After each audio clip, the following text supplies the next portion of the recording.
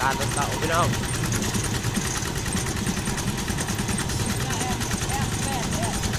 นะไอ้เพื่อนเนาะลายทองบางกลางเห็นดอกเสียหายนะดี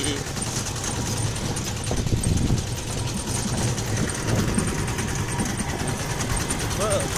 ทำนั้นนี่คือบ้านน้องบัวเห็นเราบ้านน้องบัวเหรอนั่นแหละใส่ต้มต้มเนาะ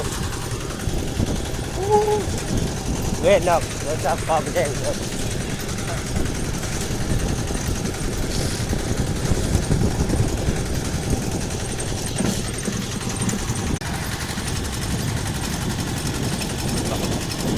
าพาไปก็ไปเก็บพวกกล้วย